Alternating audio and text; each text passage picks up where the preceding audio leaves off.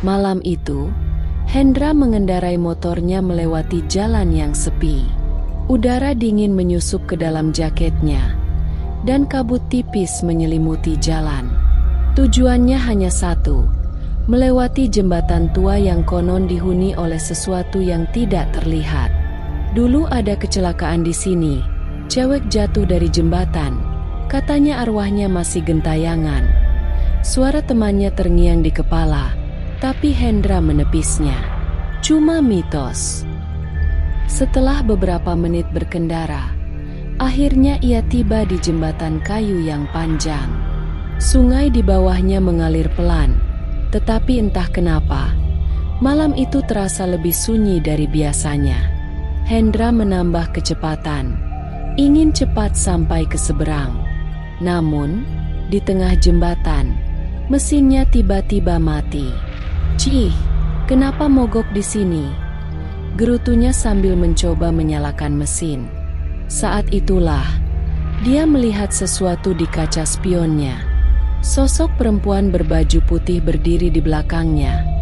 Rambutnya tergerai, dan wajahnya tertutup bayangan. Hendra menoleh cepat. Tidak ada siapa-siapa. Jantungnya berdegup kencang. Ia kembali menatap kaca spion. Sosok itu kini lebih dekat.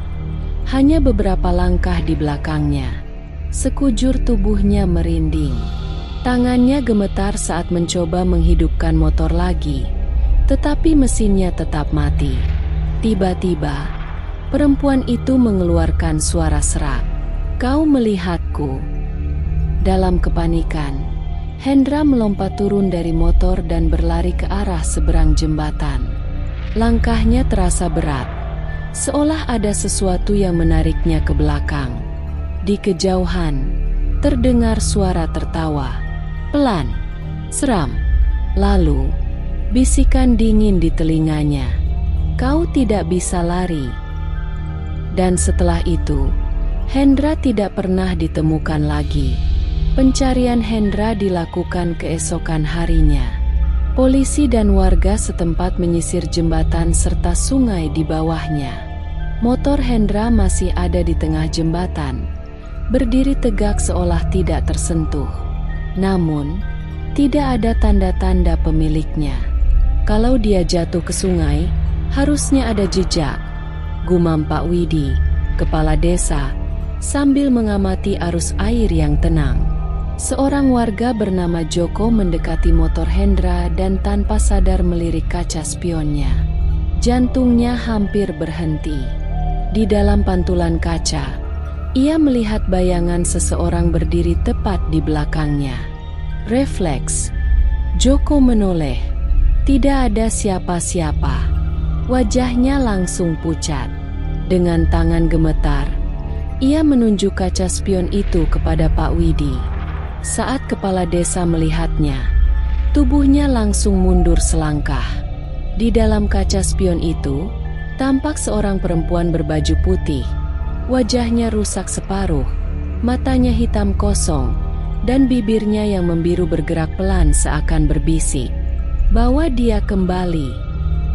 Tiba-tiba, angin kencang bertiup, membuat jembatan bergoyang. Suara tawa lirih menggema dari bawah jembatan, membuat semua orang yang ada di sana langsung merinding. "Sudah, kita pergi dari sini," seru Pak Widi. Mereka pun mundur, tetapi sebelum pergi, Joko menoleh sekali lagi ke sungai di bawah. Di sana, di antara air yang beriak tenang, sepasang mata hitam mengintip dari dalam air, sambil tersenyum.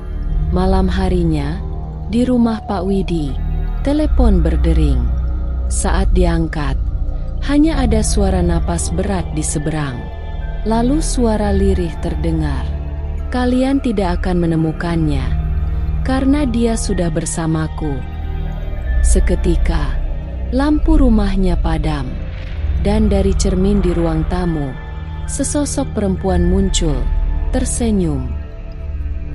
Pak Widi mundur dengan napas tersengal. Bayangan di cermin itu masih menatapnya. Senyum lebar yang tidak manusiawi, Mata hitam kosong yang seolah menyerap cahaya di sekitarnya. Ia meraih senter di meja, menyorot ke cermin. Bayangan itu menghilang. Namun, di belakangnya terdengar suara bisikan. Bawa dia kembali. Pak Widi berbalik cepat. Tidak ada siapa-siapa. Ia tahu ini bukan hal biasa. Ini bukan sekadar kecelakaan. Hendra diambil oleh sesuatu yang menghuni jembatan itu. Keesokan harinya, desa mulai gempar. Beberapa warga melaporkan melihat bayangan perempuan di pinggir sungai. Suara tangisan juga terdengar setiap malam, tepat di atas jembatan. Joko, yang kemarin melihat sosok itu di spion, ditemukan demam tinggi. Mulutnya terus komat-kamit seolah mengigau. Kita harus lakukan sesuatu, kata Pak Widi pada Pak Karta, sesepuh desa yang dikenal memiliki pengetahuan soal hal-hal gaib. Pak Karta mengangguk pelan. Kalau arwah itu meminta Hendra kembali, berarti dia masih ada di sana. Kita harus memanggilnya sebelum terlambat. Malam itu, mereka pergi ke jembatan dengan beberapa warga. Pak Karta membawa sesaji dan dupa. Di tengah jembatan, ia mulai membaca mantra. Asap dupa melayang ke udara. Angin mendadak berembus dingin. Lalu, terdengar suara tawa. Dari kabut yang muncul di sungai, sosok perempuan itu naik perlahan. Pakaiannya masih basah, rambutnya menutupi wajahnya. Ia menatap mereka. Bawa dia kembali, atau aku ambil yang lain. Tiba-tiba, suara gemuruh terdengar dari sungai. Permukaan air bergolak, dan sesuatu muncul dari dalamnya. Sebuah tangan. Tangan itu kurus, membiru, dan menggenggam sesuatu. Baju Hendra. Perlahan, sosok itu naik lebih tinggi. Semua orang yang ada di jembatan menahan napas. Itu Hendra. Tubuhnya masih utuh, tapi matanya terpejam. Wajahnya pucat seperti mayat. Pak Karta segera menyebarkan air bunga ke arahnya sambil membaca doa. Hendra tiba-tiba menarik napas panjang, seakan baru saja keluar dari dalam air setelah tenggelam lama. Mata Hendra terbuka. Ia melihat perempuan itu menatapnya dengan wajah kosong. Namun, kali ini, perempuan itu tersenyum tipis. Bukan senyum menyeramkan, tetapi seperti seseorang yang akhirnya tenang. Lalu, perlahan, ia menghilang bersama kabut. Jembatan kembali sunyi. Hendra roboh, tetapi kali ini, ia hidup. Beberapa hari kemudian, keadaan kembali normal. Tidak ada lagi suara tangisan. Tidak ada lagi sosok yang terlihat di sungai. Namun, Pak Widi masih menyimpan kaca spion motor Hendra.